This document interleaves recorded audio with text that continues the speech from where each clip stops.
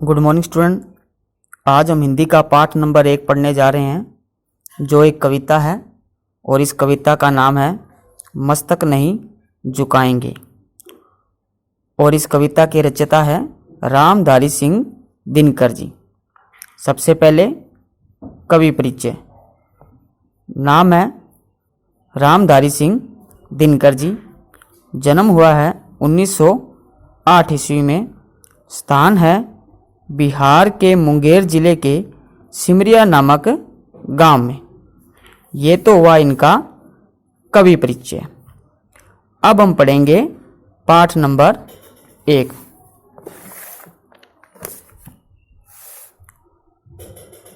Student, जैसा कि आप देख रहे हो, ये आपकी बुक है और ये रहा आपका पाठ नंबर 1, मस्तक नहीं झुकाएंगे।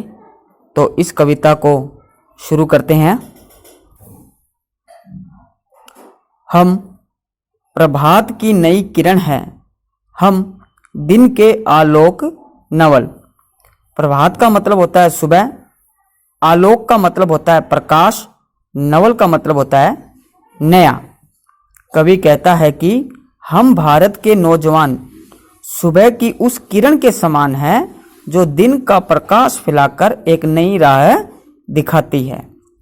आगे है, हम नवीन भारत के सैनिक, धीर वीर गंभीर अचल। धीर का मतलब होता है धैर्यवान, वीर का मतलब है वीरता, अचल का मतलब होता है स्थिर। हम भारतीय सैनिक वीरता, धैर्य व गंभीरता जैसे गुणों से परिपूर्ण हैं और अपने इन्हीं गुणों से स्वतंत्र देश में खुशहाली लाएंगे। हम प्रहरी उच्च हिमाद्री के सुरभि स्वर्ग की लेते हैं। प्रहरी का मतलब होता है पहरेदार, हिमाद्री का मतलब होता है बर्फ से ढकी पर्वत चोटियां। कवि कहता है कि हम पहरेदार हैं उस हिमालय पर्वत के जिसकी रक्षा करते हुए हमें स्वर्ग की प्राप्ति होती है। हम है शांति दूत, धरणी के छां सभी को देते हैं। धरणी का मतलब होता है धरती।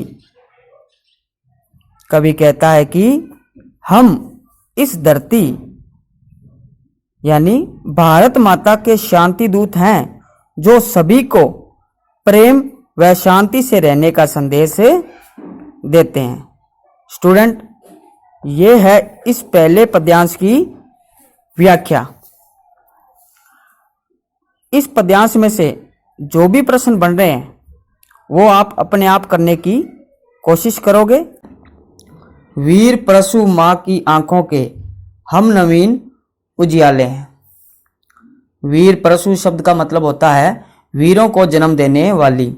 कवि कहता है कि हम वीरों को जन्म देने वाली इस भूमि की आंखों के नवीन उजियाले हैं, अर्थात अब इसकी रक्षा की जिम्मेदारी हमारी है। गंगा यमुना हिंद महासागर के हम रखवाले हैं। कवि कहता है कि इस भूमि पर बहने वाली नदियों व महासागरों जैसे गंगा, यमुना व हिंद महासागर आदि, इनकी स्वच्छता व पवित्रता के हम रखवाले हैं। हम हैं शिवा प्रताप, रोटियां भले घास की खाएंगे मगर किसी जुल्मी के आगे मस्तक नहीं झुकाएंगे। जुल्मी का मतलब होता है अत्याचार करने वाला। कवि कहता है कि हम इस भूमि में पैदा होने वाले शिवा अर्थात शिवाजी व महाराणा प्रताप की संतान हैं, जिन्होंने अपना घर त्याग कर वह रूखी सूखी रोटियां खाकर भी किसी शत्रु के सामने अपने मस्तक को झुकने नहीं दिया। अतः हम भी उन्हीं का अनुसरण करते हुए किसी शत्रु के सामने अपने मस्तक को झुकने नहीं देंगे। स्टूडेंट, ये है इस अंतिम पद्यांश की व्याख्या।